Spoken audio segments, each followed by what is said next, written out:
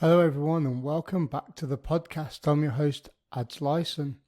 Please enjoy part 2 of my conversation with Lee Spencer.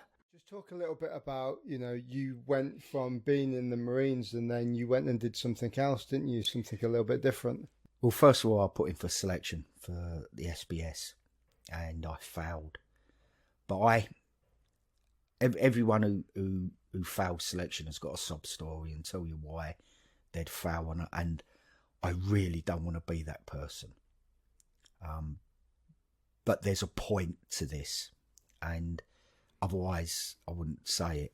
It's I ended up doing it 32, and at the time that was the cut-off point, so I had to get special dispensation to go on, and I came off quite early. I came off on the fan dance, and ended up having to go. I got a small niggly injury that sounds really, really pathetic, but it wasn't. It was agony. I bruised the bottom of my heel, and I couldn't put any weight on it. So during that first week where you get a couple of thrashings, and there's a couple of yomps that you do, and then it finishes the end of that week with a fan dance. By the time I got to the fan dance, I couldn't put any weight on my heel. I then had to go straight back on the next one, which was a summer one. I couldn't put it off, and because of the age. So I was 33 when I went on the second one, and again I came off on the fan dance, and I went back to Paul, and they give you an interview, what went wrong, and I said, well, I just didn't cut it, and I was so determined to not be one of those people who's got a massive sob story about it. And they were going to put me on.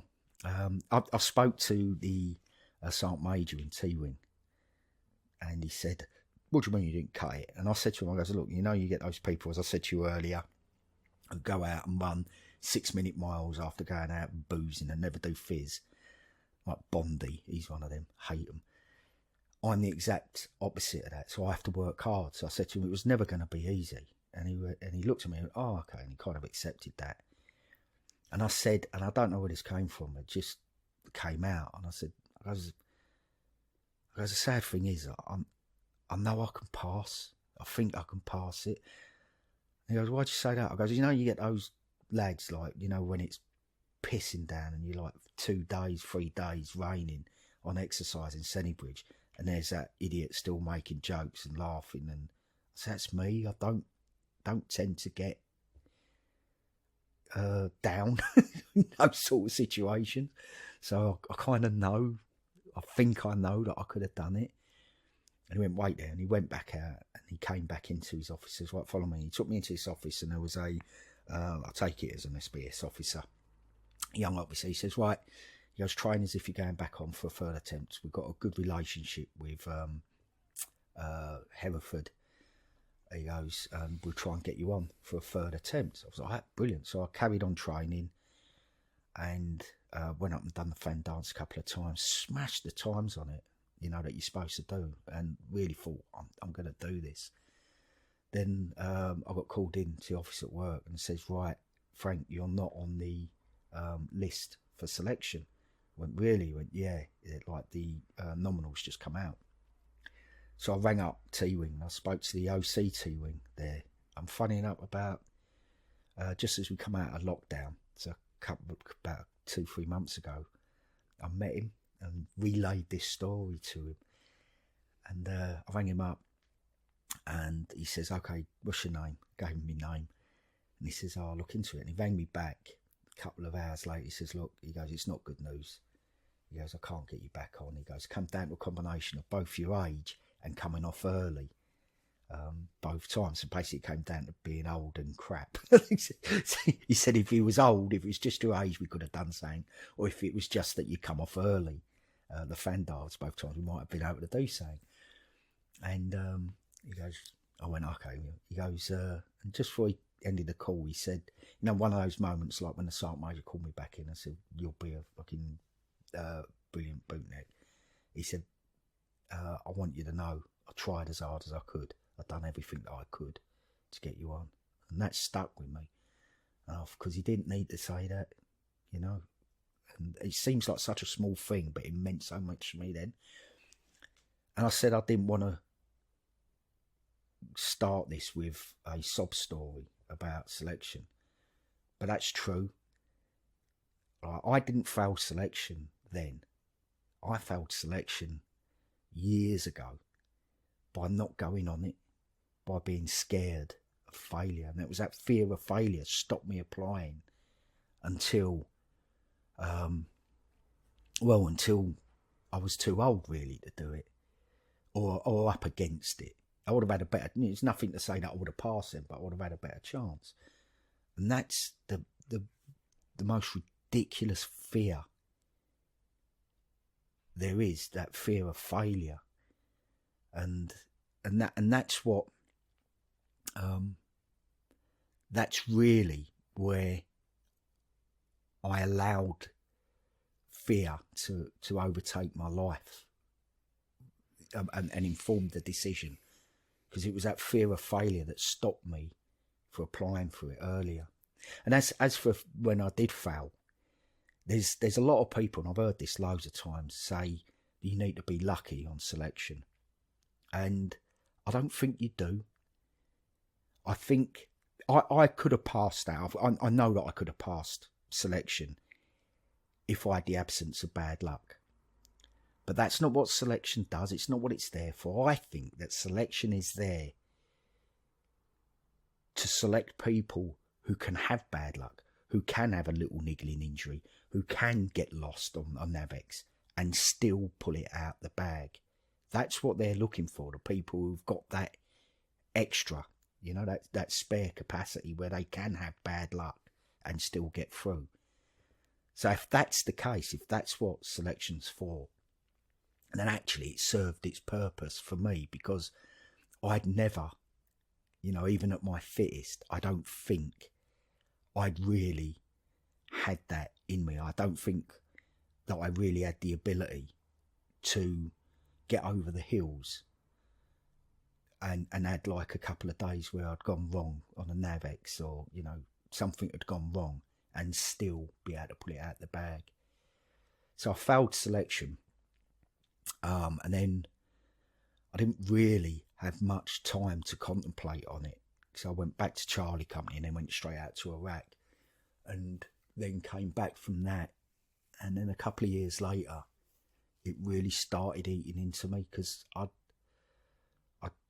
really put my heart and soul. There's a lot of people who fail selection struggle afterwards. A lot of people go outside, because as bootnecks, we put our heart and soul into everything we attempt. And I'd put so much of myself into it, and then all of a sudden it was gone.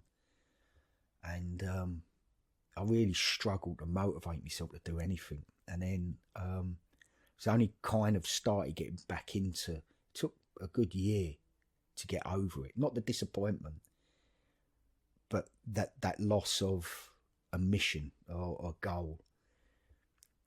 That when I done my seniors and I was a troop sergeant up at Faz Lane, I really started kind of to start thinking again. I put in for a thing called Special Duties, Op Samson. When I done an island tour in 94, 95 with K Company. And before that, I put in for a sniper's course. And do you know what? I got so much shit for that. Thinking, you sprog, you shouldn't put in for a sniper's course until you've done an island. You shouldn't do it until you've done a Norway. And I got a lot of grief from the lads, like, for having the audacity of putting myself in for a sniper's. Done the selection, in unit selection, and I'd done really well on it. And I passed and got on the actual sniper's course. And that changed for me how people viewed me, or how, like, my standing in the company. Because all of a sudden I was okay. 2 days before I was, a gobby sprog who put in for something that he shouldn't have. And then I passed it, and then I was all right. Go figure. And I've done a sniper's course. I failed the sniper's course, but got put in a sniper multiple. As back then, the sniper course was a pass or fail on the badge tests, and 2 people out of 12 passed my course. And so even having done the sniper's course was still a big deal. And I got put in the sniper multiple, and we worked just exclusively with JSG, who were the forerunners to the DHU, the Defence Human Unit. And so that job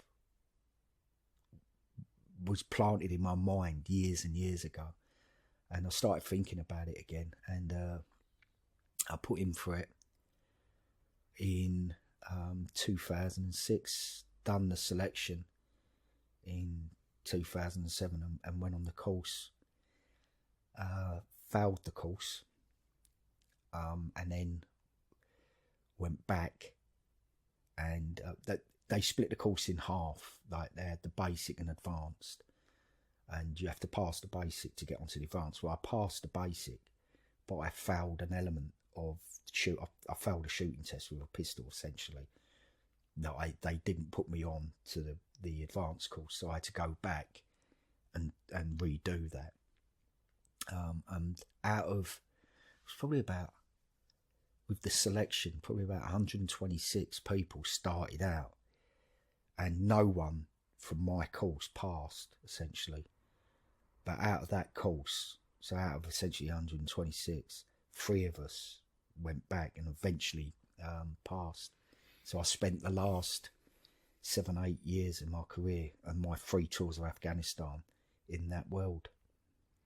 That must have been quite an interesting, a few of the interesting tours, because it wasn't your conventional warfare fighting, wasn't it? It wasn't like you weren't going out in troops and company groups. You were integrated with the population, weren't you, during those times? Not entirely. The job was split into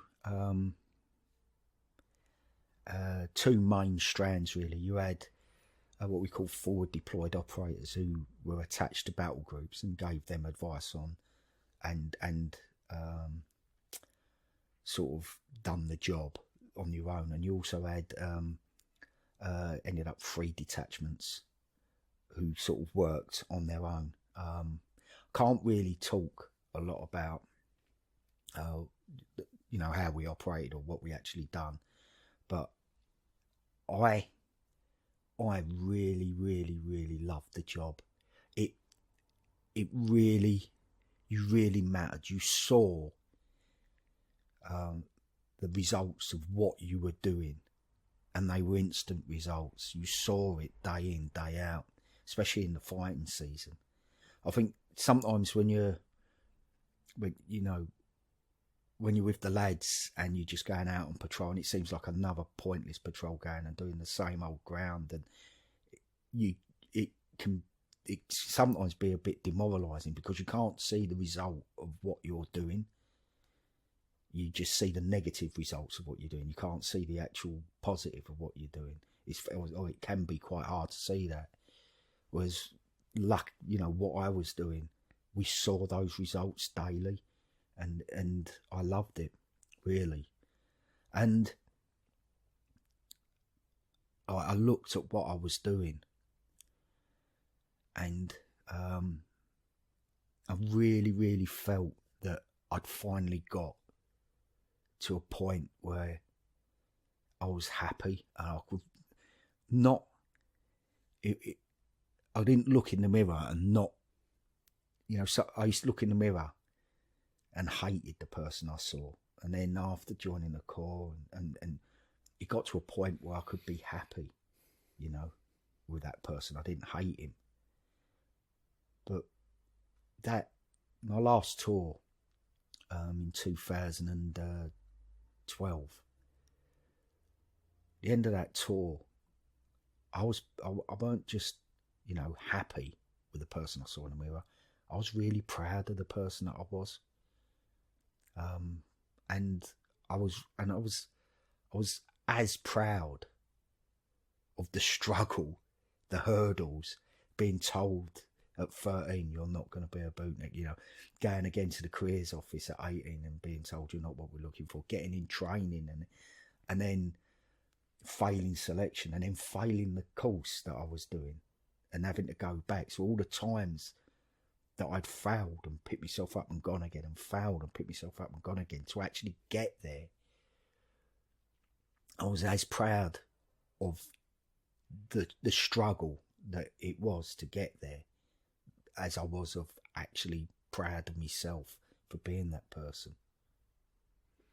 Yeah, I think, you know, what you were talking about earlier when you do your talks about resilience, you can see through, you know, what we've been talking over the last hour and 20 minutes is you can see how you've built that resilience up, and that word is becoming quite apparent in what you're talking about, and you know, and how you deal with things, you know, today.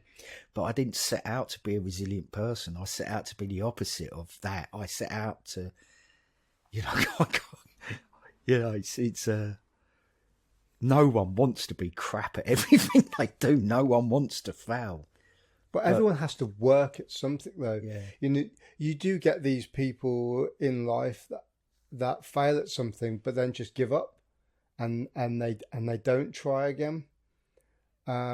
Maybe they don't have the advice from people to help them with that. But it takes a lot of, I think, a lot of courage sometimes to go, do you know what?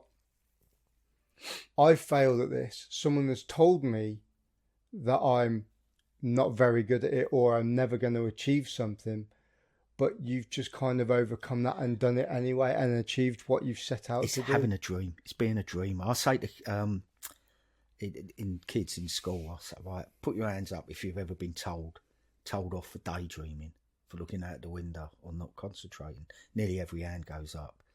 I say, that's your biggest gift.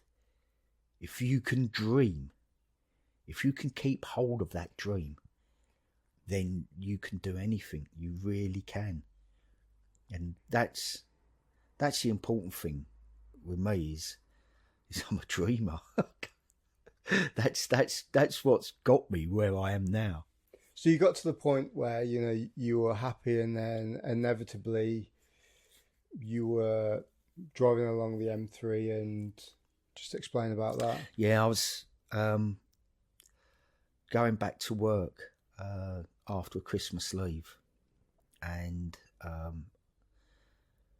came across, it was about midnight, I came across a car that had crashed into a central reservation, and I pulled over, and I, you know, anyone who'd been Afghan or Iraq up until that point, you're given so much medical training. I counted myself as a very competent first aider, so I pulled over, and lucky the people whose car had crashed, they'd got out. It was three Polish people. There's 2 guys and a very heavily pregnant woman. I was checking them over, making sure they were all okay, and they were. And I thought the only thing that I can do now is to walk along the hard shoulder and use the torch on my phone to warn oncoming traffic. And I turned to go, and as I turned, another car crashed into theirs with such force that their engine came flying out, and I was hit by an engine and gearbox, knocked me about 12 metres over the barrier, and I landed on the grass verge on the other side. And my left leg was completely dislocated at the knee, so it was pointing at a right angle. I kind of landed kneeling down, so my right leg that isn't there anymore, I couldn't see that because it was kind of going behind me at the knee, which is normal when you kneel, but my left leg was going out sideways. I fell down like the slope and crawled back under the barrier onto the hard shoulder, and that's when I saw that my right leg had gone. But instantly my thought process was, fuck, my leg's gone. But that's not the important thing here. I knew that I had between 7 and 12 minutes to stop the bleed, otherwise I'll bleed to death, which very nearly happened. A passing Rastafarian called Frank from Hackney came and tried to get a tourniquet around my leg. Couldn't get it tight enough, so I got his daughter to stand on my femur and put all of her weight on her heel into like me groin, and that's what saved my life. Waited for the ambulance to come along. I'd lost so much blood. They they had to fly plasma out to me. So they gave me a transfusion on the side of the road and then put me in a helicopter and flew me to St George's Hospital in Tooting. Man, that's just a crazy turn of events, you know. From You the think point that's of crazy? Sorry. At the start of that journey, just up the road in Oakhampton, I had a flat tyre. I took a picture. I changed my wheel on the side of the road. Took a picture and put it on Facebook with a caption, "Could this journey get any worse?" and you hadn't even started it yet. Yeah. Oh man, yeah. Coincidences, really. You know, that turn of events must have just, you know, I can't even imagine it personally. Do you know what though? It weren't a massive shock to me. And this sounds mad, right? But anyone who walks out the gate in Afghan, you contemplate that happening because it was so commonplace.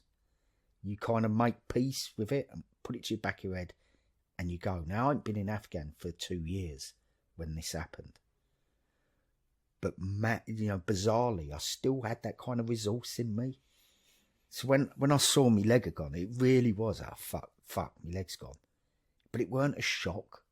I know that sounds bonkers, but I suppose, like, you know, for 18 months of my life, it was kind of like a commonplace thing. So when it happened to me, I didn't really look at it and go, oh. The other thing is, a lot of people see an irony to that. You do 3 Afghans, come back okay, and lose your leg on the side of the road. I don't. Like, life happened to me. We was talking about that earlier, about fate and everything, and I said, shit happens. Well, shit happened to me. But luckily, I'd been in Afghan, and I knew what to do. If I hadn't been in Afghan, I wouldn't have reacted as quickly. Even though I might have had the medical training, I wouldn't have reacted as quickly. And actually, if I'd have delayed anything by a couple of minutes, I wouldn't be here now. I'd lost over half my body's blood, and I knew I was on a knife edge between life and death. I knew. This sounds like, and I almost feel like I have to apologise that I'm over-dramatising what happened. But there is no other word I can use that adequately describes that moment. When I was laying on the road before Frank the Rastafarian came along, I could feel the abyss. Is the only word I can describe as a real tangible thing. It was absolutely there. I could feel it.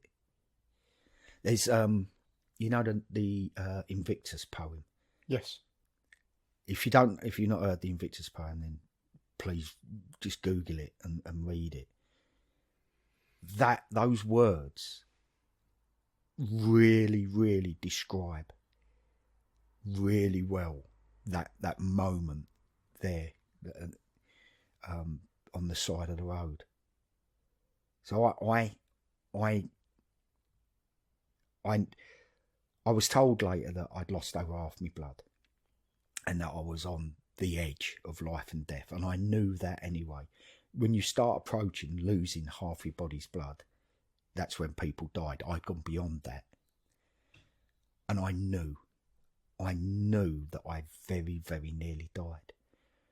So when I did lose my leg, I don't see it as an irony. I see it lucky that I had done the Afghan, so I wouldn't be here now.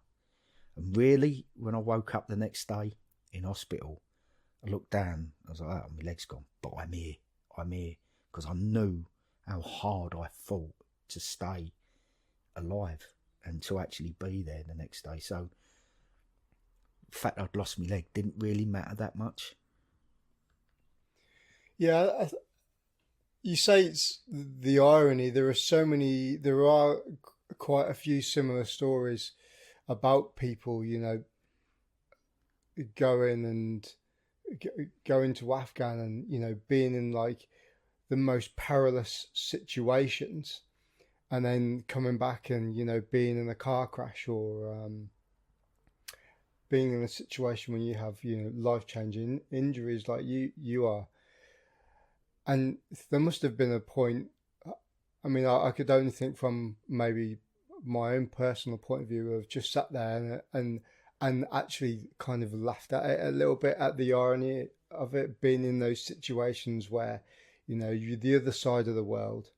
You're in one of the most dangerous places, Afghanistan, during that time, being shot at, people trying to kill you, and here you are now, trying to help somebody else out, and then you're back in your own country, and something like that happens. It must have been quite strange when you look back on it a little bit. No, not at all. No, honestly, I honestly, yeah, when it happened, it really was. Oh, it weren't a shock. I think if I hadn't been to Afghan and I hadn't gone out on the ground and I hadn't made peace with myself and really thought that this is a definite there's a definite chance that something like this could happen. If I didn't have that resource, then maybe it would have been like that, but it wasn't. It weren't a shock. And if I hadn't been to Afghan, I know I wouldn't be here now. So it's because I went to Afghanistan that I'm alive, and it's kind of just life happened to me.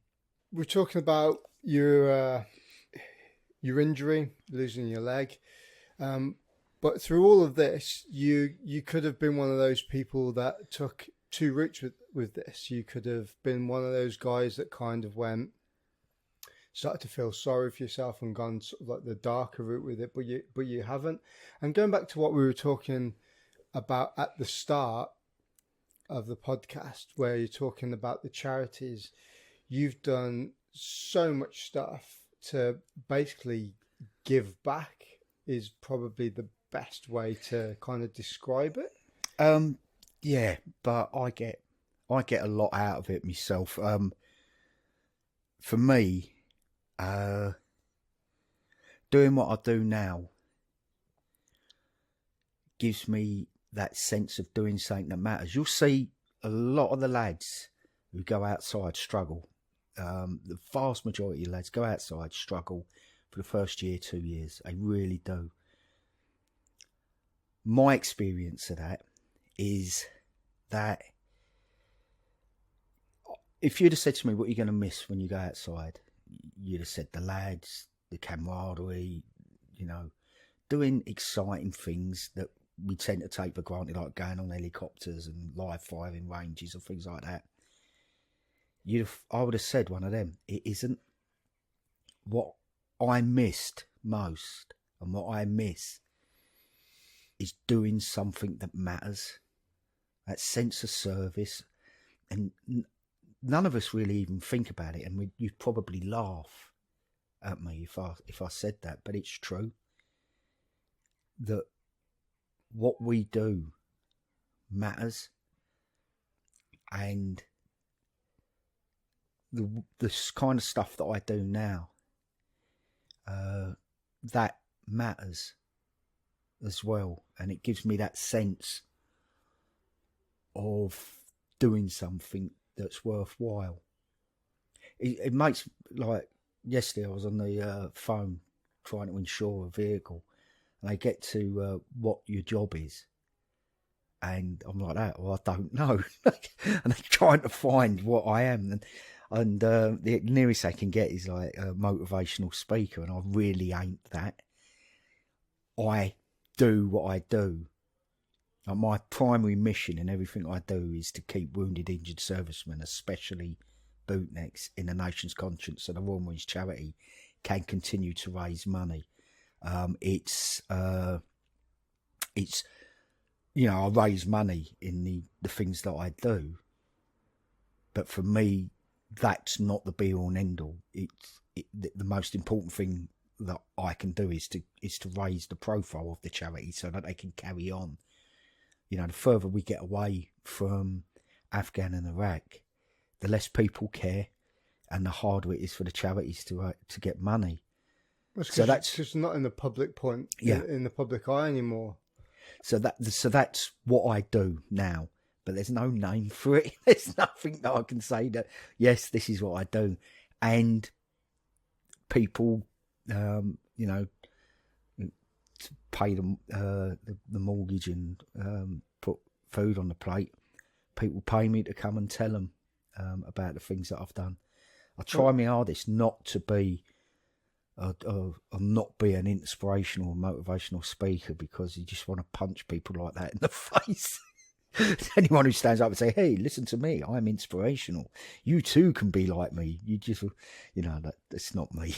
It's kind of strange, isn't it? Because, like, you're laughing about it now, and to be fair, it's quite humorous to think that your life and your experiences, people can benefit out of that just by you talking about something that you think is normal, but to other people it isn't as well. Yeah, but it is normal. Otherwise, what's normal? Everything's normal, isn't it? The problem I have with it is I haven't got the answers, and the closest I get to it is one of my talks is about resilience. And I go back over my story, and I've identified 9 different methods that I've used that have helped me get over quite big hurdles, and they're quite dramatic hurdles, and people like them because it's a story. I said earlier that sometimes when I sat talking, I sit down, I put a video on, I'm like, bloody hell, that's mental. It is crazy. I didn't ask for it. I didn't set out for crazy things to happen to me. It just did. But I use that story as a way of saying to people, look, here's 9 different ways that I found useful. When you come up against a problem, which we all do, then try one of these. They may work. If they don't, use them as a tool and put them in your toolkit. If it works, brilliant. If it doesn't, then you find something else that works, good for you. But that's as close to being what people would consider to be like an inspirational, motivational speaker that I'm comfortable getting. I'm really not comfortable standing up and telling people how they can, follow my top tips on life and Tim Robbins improve style. Yourself. Yeah. Just talk a little bit about for those people that don't know, some of the things that you've achieved then for the charities. Well, I said when I first lost my leg, I set myself a goal of raising £10,000 for the Women's Charity. Excuse me. But at the end of that year, I raised over 12, I think. Over 12,000. At the end of that year, I got a email asking for volunteers to put, for the first all amputee crew to row across the Atlantic, and I put in for that. Went on a big selection process, and ended up in 2015-16 rowing across the Atlantic with a crew of 3 other amputees. In fact, we only had 3 legs between the 4 of us. So I got a Guinness World Record for that. And when I got to the other side, obviously I had a few drinks. And I said to my wife, Claire, I'm thinking about doing this solo. And I think she put that down to just a few too many drinks that night. But it stuck in my head. And it seemed that I said about doing something that matters and how that's what you miss when you leave. And I saw an opportunity where I'd kind of come to the end of my rehab, so I was as good as I was going to get. I was also, I reckon I had about another year before I got medically discharged, so I was still getting paid by the Marines, so I could work on something full time. And I just rowed across an ocean as a team of 4, so I kind of knew how to do that. So it just, sometimes, the universe points in a direction, and it's much easier to go with it than to fight against it. So everything seemed to be pointing that way. So I saw an opportunity that might not come around again to do something that I thought would be really worthwhile. So I set out to row. There was a record, an ocean rowing record set in 2002 by a Norwegian called Steinhoff, and he got the record for the fastest solo unsupported row from mainland Europe to mainland South America. And it was 96 days, 12 hours and 45 minutes. I thought that record was gettable. And I thought if I could beat that record as a disabled person, that would be like a really big deal. So, excuse me, that was the background and the reasoning behind doing my solo row, which I set off last year, January the 9th. Yeah, January the 9th, 2019. I set off from Portimao, in the bottom of Portugal, and I rowed solo to South America. I went into Cayenne in French Guiana, and I was trying to beat the record set by Steinhoff. I was the 4th person in history to do it, but I was also the fastest by over a month. I beat Stein's record by 36 days. So I eventually done it in 60 days, 16 hours, 6 minutes. That's crazy. And you got, is it 2 3 more Guinness World Records. I think Guinness were doing a buy one, get one free. Because I got the first physically disabled person to row solo across the Atlantic. I got that record. I got the fastest, so the able-bodied record. That's the one I was really after. But Guinness gave me the longest ocean row by a physically disabled person as well. So I didn't know I was getting that. So, yeah, I've got 4 Guinness World Records at the moment. Yeah. And not this year, coming out this year. I was in last year's Guinness Book of Records, which is probably the biggest and best thing that's ever happened to me. You know, when you were a kid and you get the Guinness Book of Records. Oh, yeah, for Christmas. Yeah. So I grew up with record breakers on telly. Yeah, me too. And seeing Roy Castle playing his trumpet and singing Dedication. It was a big part of my childhood. And to end up in the Guinness Book of Records is just like the most incredible, amazing thing to happen to me. The fact that I'm on the back page with the world's most expensive pigeon, that don't really matter. I'm still in the Guinness Book of Records. That's also a feat in itself, isn't it not? Well, being in the page with the world's most expensive pigeon. Yeah. It was actually in the newspaper the other day. That's a pigeon was sold for, I think it was like 2.6 million somewhere in America. So that record's been beaten, but my record's still standing. Oh man, what was one of the most like harrowing things? I mean, it's another podcast in itself, really. The rows, but you know, what was the most memorable thing that you can take away from that row? The first row, obviously first or second night, I can't remember which one it was. I can remember like it was almost like a panic attack. You'd get a knock on the door, bang, bang. 10 minutes, and that was your 10-minute call before you get out and start rowing. And I remember thinking to myself, I can't do this.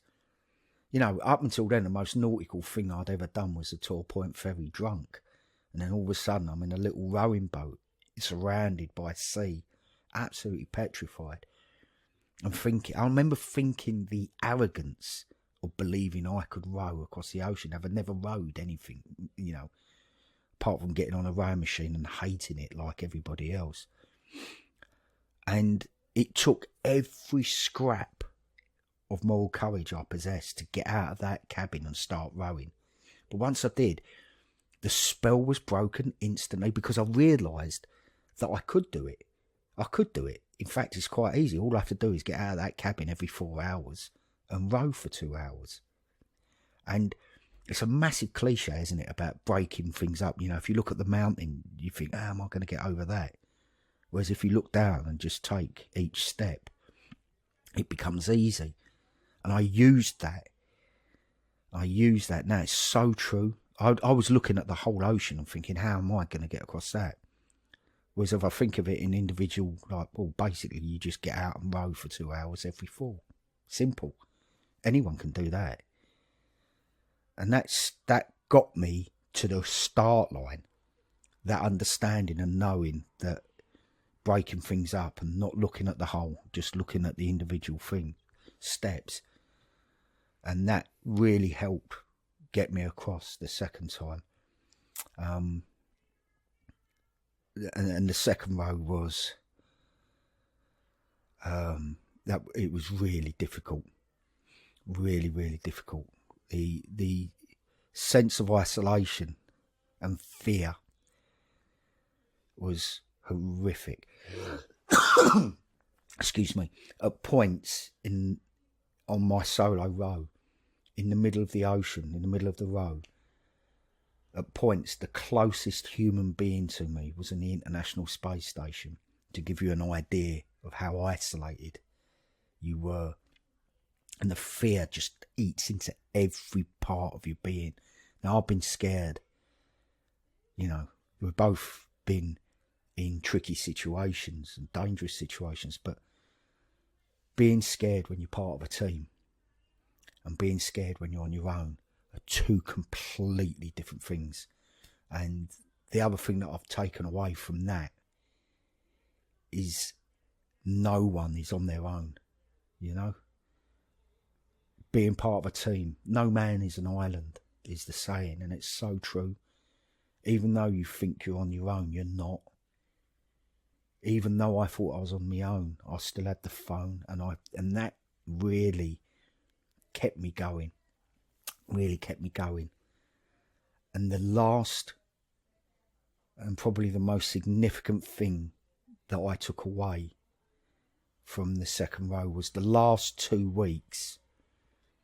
I'm writing about this at the moment, and I've got my logbook out and wrote the days down. I've done this 2-3 days ago, and I've got it written down. The moment it happened, I hit the wall. Same as any marathon runner, athlete who hits the wall, but in a marathon you've got about 3 miles to go when you hit the wall. I hit the wall with 2 weeks to go, and I was utterly exhausted. Added to that was I soon became mentally exhausted because the mental gymnastics I had to do to get out and row every 2 hours. I was rowing 2 on 1 off during the day and 2 on 2 off at night. The mental gymnastics I had to go through to get out and row was horrific. So I soon became mentally exhausted, and then emotional exhaustion was straight on that tail. And because of the peculiarity, the bottom of my boat, I've got a load of barnacles on it. And then when you're out in an ocean, you should get out every a week to 10 days to get underneath and scrub the barnacles off to keep the boat going. So the boat, because of the size of the waves, I couldn't get out. I got out once, just after the Canaries to scrub underneath the boat. And then after that, I couldn't get out at all because the weather was so bad. So the boat was slowing right down. And as you come into the Canaries, there's a current that goes up from south to north called as you're coming into South America, it's called the South American current. And it goes up past Brazil and up into the Caribbean. And it runs at 4 knots in places, which is really strong. So we'd come down like 150 miles to use that current to come up into where I was finishing. Now that calculation of 150 miles was based on how fast the current's going and how fast I was going in the other direction. So I couldn't slow up, because if I'd have slowed up, I would have got pushed too far north by the current. And north of Cayenne, where I was coming in, is nothing but mangrove swamp for hundreds of miles. So there's not even a beach that I could just land on. You know, it was nowhere to land. I had to come in at Cayenne. So I had to keep going. And that last 2 weeks is by a country mile, the hardest, most difficult and horrible thing I have ever done.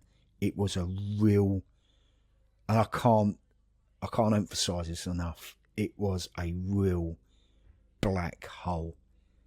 I was utterly physically exhausted, mentally exhausted, and emotionally I was in a really, really bad place. But I couldn't stop rowing. And the thing that got me through that was a lesson I learned in training. Remember I said where I was just glad to be there at the end of every Friday, end of the week. I was just glad to be there. And I used to see people leave. And I'd be shocked because they were a lot fitter, a lot stronger than me. And they're the people that I assumed would be there at the end. And every one of them said the same thing. And it was always, it's not for me. And I knew that was a lie, because the work it takes to get to the start line of Royal Marines training, you can't just turn up at a careers officer, I fancy being a Royal Marine, and then you end up in training. It don't work that way. You have to learn core history, you have to train, you have to go on through lots of tests. It takes a lot of effort to get to the start line. So you wanted it then. It was for you then. So what's changed? You can't say, I've experienced it and now I know, because you haven't. That's training isn't the Royal Marines, and everybody knows that. It's training. You have to get over that hurdle to get into the Marines. So if they'd have done that and then gone, it's not for me, then that makes sense. But to say it's not for me, I knew it was a lie. And they're telling themselves a lie. And I know that I knew that if I left training, my low self-esteem, I suppose, would never have let me get away with believing that I could have done it, but it just wasn't for me. And it's a lie that I wouldn't have been able to tell myself. And it's that being truthful with yourself, knowing. I knew that if I left training, if I gave up, I'd have to admit to myself that I gave up. And it's the same in the boat. When I was there thinking, right, if I don't row this session, I'll be a lot stronger and I'll be able to row more. I knew that was a lie. You're never going to replace that 2 hours. If you don't get out and row, you're never going to replace it. So just admit to yourself, don't lie, just admit to yourself that that's a lie, and then deal with what the consequences. Sometimes, right, I'd count to 10 and go, right, I'm going to count to 10 and go out and row. And I get to 10 and I go, I once done that for 40 minutes. That's how hot, that's the pit I was in. But at least I got out and rowed for an hour and 20. And I knew that I wasn't strong enough to get out straight away. And I'm happy with that. But I'm not lying to myself. And that not lying to yourself, I learned in training, Royal Marines training. And that ultimately is what got me out of that black hole and got me across the finish line. Mate, that's some inspirational stuff there. I don't really know what to say to that, if I'm perfectly honest. It's definitely when people talk about feats that they've done, rowing across one of the biggest oceans on the planet, it is an achievement to itself, isn't it? And you must feel that sense of achievement and looking back on it and going, did I really do that? Occasionally. It happened the other day when I was going through my logbook. I'm writing a book. Whether it'll get published, who knows? But I'm enjoying writing it. And basically, I'm writing. It's a story I've told you about my life and childhood, and I'm framing it. It's 60 chapters, 60 small chapters. Each one is a day on the boat. looking back and relating what was happening on the boat to what's gone before in my life. So that's why I was going through my logbook the other day, and it was actually looking at those. It was just over 2 weeks. It was about 15 days from the end when I wrote. It's really getting hard now. And there's a couple of other things that I can remember writing. I can remember how I felt at that point. I was in a really, really, really bad place. Really bad place. And I rang Scotty Mills, who you know, just out of the blue. And he said something to me, and he said about how proud he was of me for not doing what I was doing, but for sticking my head above the parapet, his words. And, you know, I said, like, no man is an island. And I put the phone down to Scotty and I burst into tears. It really, really, really helped me. But I can remember being in quite a bad place. I had, when I rode into Antigua, the first row, it was incredible. It was like the most amazing thing that ever happened to me. When I rode into French Guiana on my own, I was done. I had no emotion, none. I had nothing left. I didn't have the mental and certainly not the physical energy to even be happy. I just didn't have it. And for about 2-3 months afterwards, I couldn't think of the row in a positive way, because those last 2 weeks was that much of a black shadow over. And it took me a good 2-3 months to get over it.